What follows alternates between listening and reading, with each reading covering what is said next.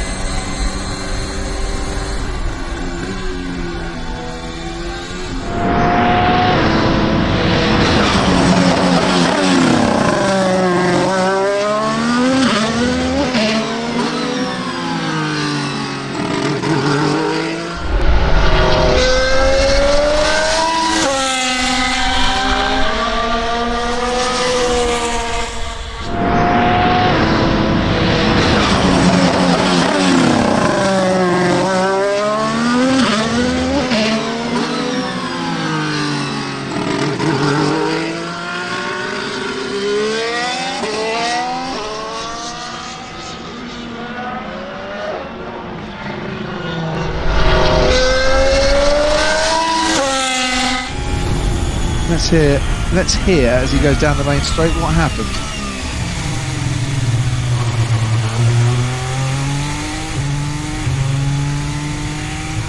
Gearbox is fine. It started to misfire, didn't it, down the pit straight. Fuel run out test. Be surprised they were doing that at this point, but yeah, I'd like you. It seems a little early in the day to be trying fuel run-out tests. So mechanical issue for Charles Leclerc, and it is at turn 4 where he stopped and he's pulled the car to one side.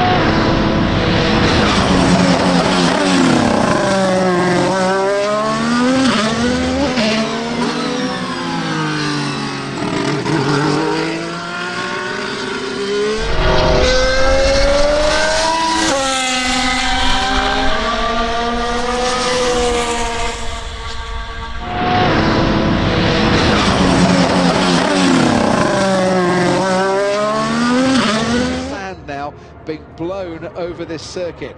That's it though. First 4 hours of only 12 hours pre-season testing has now been completed, and it is McLaren starting very well indeed with Daniel Ricciardo. Let's head to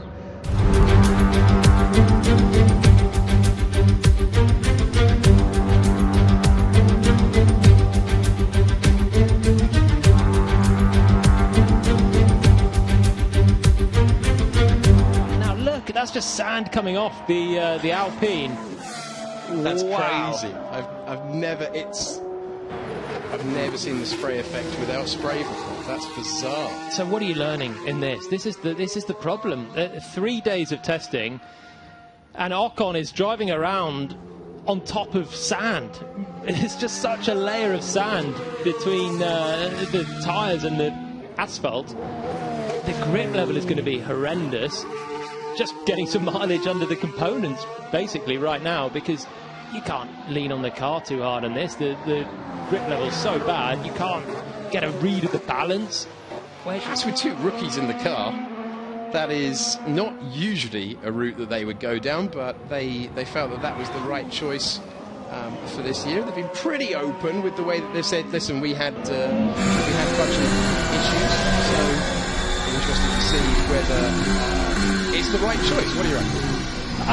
Well, I mean, it's so difficult for these guys. The the whole team is clearly in a tricky position. This is the same Haas team that, for the first years of its existence, was saying we don't want rookie drivers, we want guys with experience. They signed Romain Grosjean, they had Esteban Gutierrez, who at least had some F1 experience before. Then they signed Kevin Magnussen alongside Grosjean in 2017, and that pairing, people forget that's a really good pairing. Yeah. Both guys that have stood on a Formula One podium, both, I would say, really solid upper midfield drivers, yet they were fighting at the back last year. Moment for Nikita Mazepin, gathered together, the exit of turn 11. Tidy 360.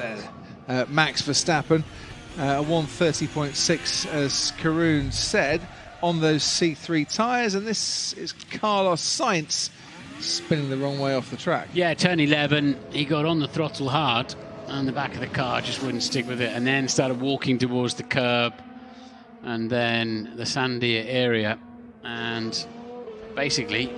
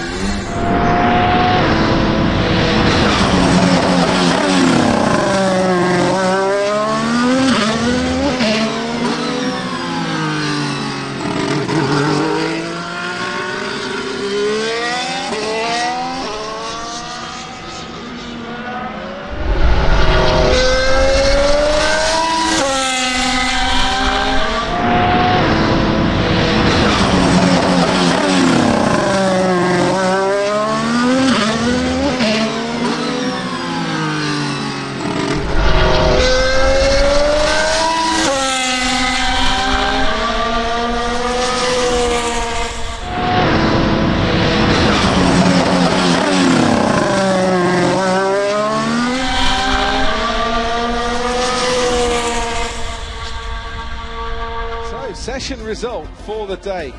What a result for Max Verstappen and for Red Bull. If they had problems 12 months ago at testing with some unexplained spins and accidents in the car that they took a while to get on top of in the 2020 season, well, they've hit the ground running today. C3 tyres on for Verstappen with the quickest time, a couple of tenths faster than Lando Norris, also on the C3s. A productive day for McLaren on their first day back with Mercedes power as well since 2014. Esteban Ocon, C4 tyres, half a second back, and he used a slightly softer compound for that fastest time. The T that's marked with Lance Stroll is for a trial tyre that is the C3, as was Carlos Sainz, so fourth and fifth for Aston Martin and for Ferrari. Giovinazzi, some impressive lap times from him, ahead of Ricciardo, who's the quickest man in the morning session but didn't drive this afternoon. Gasly and Tsunoda separated by about half a second, but Gasly on the faster tyres, and Lewis Hamilton only 10th fastest for Mercedes, and he had a better afternoon than Valtteri Bottas, who was stuck in the garage for pretty much 3 hours, 3.5 hours, because of a necessitated gearbox change. Mick Schumacher on his first day with Haas in the pre-season test, slightly behind his teammate Nikita Mazepin. Mazepin on the faster tyre than Schumacher. Sebastian Vettel on the trial tyre, 13th fastest for him. Seems to be doing a lot of long runs in the Aston Martin. Kimi Raikkonen and Charles Leclerc were both on duty this morning. It has been Max's day. Verstappen fastest on this opening day of testing. We had a very positive day. We could do a lot of laps, even though the track conditions were quite difficult. You know, very warm, a lot of wind, and of course we know the degradation around here is quite high, so it's not easy to, of course, do a lot of laps in a row. But yeah, very happy with today. I mean, we don't need to speak about pace or whatever. We just did our program.